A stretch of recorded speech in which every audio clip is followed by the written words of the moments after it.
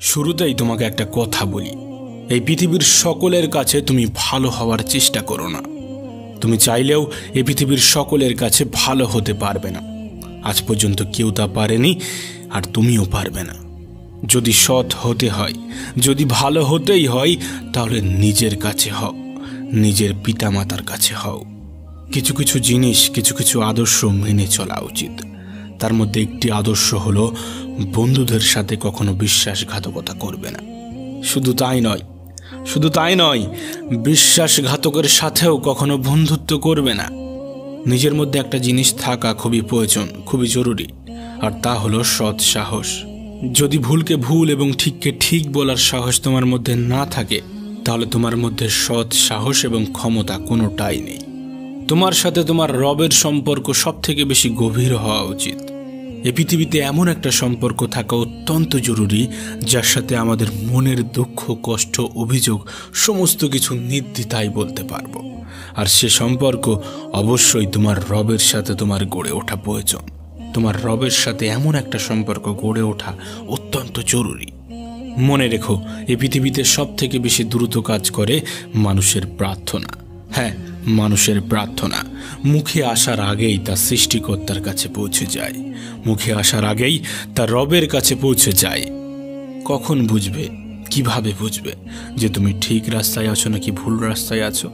মনে রেখো, যখন মানুষ তোমাকে নকল করতে শুরু করবে, তখন বুঝে নিও তুমি জীবনের সফলতার দিকে এগোচ্ছ।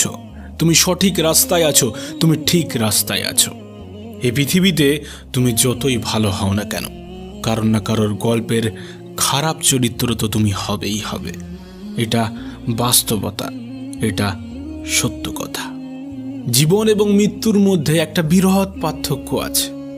যার কোনো গ্যারান্টি নেই, তার নামই হলো জীবন, আর যার ফুল গ্যারান্টি আছে, তার নামই হলো মৃত্যু। মনে রেখো, তুমি যদি সুখে থাকতে চাও, তুমি যদি আনন্দে থাকতে চাও, তাহলে অন্যের উপর নির্ভরশীলতা ছেড়ে দাও।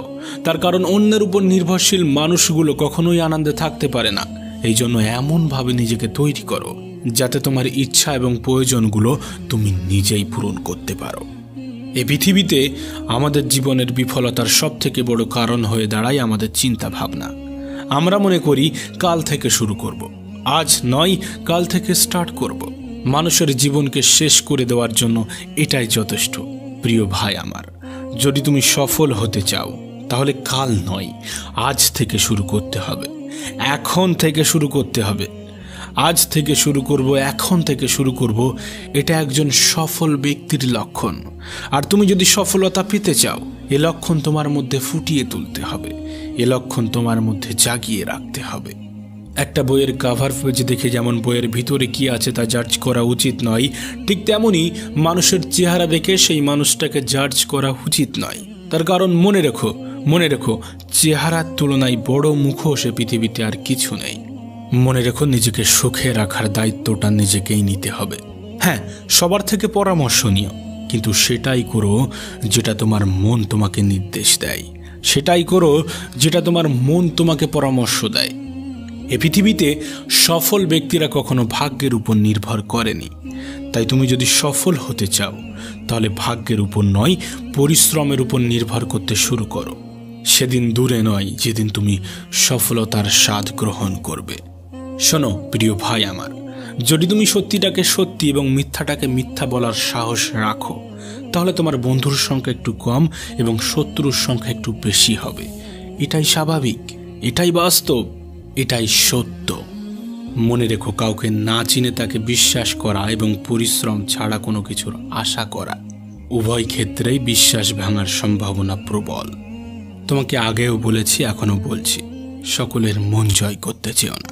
অপরকে ইমপ্রেস করার কোনো প্রয়োজন নেই, বরং নিজেকে নিজে ইমপ্রুভমেন্ট করতে থাকো। মানুষ নিজে থেকেই ইমপ্রেস হয়ে যাবে। না, সময়টা এখনো ফুরিয়ে যায়নি, এখনো সময় আছে। আর এই সময়টা তোমার। তুমি চাইলে সময়টাকে সোনার মতো মূল্যবান বানাতে পারো, আবার তুমি চাইলে সম্পূর্ণ সময়টা ঘুমিয়ে কাটিয়ে দিতে পারো।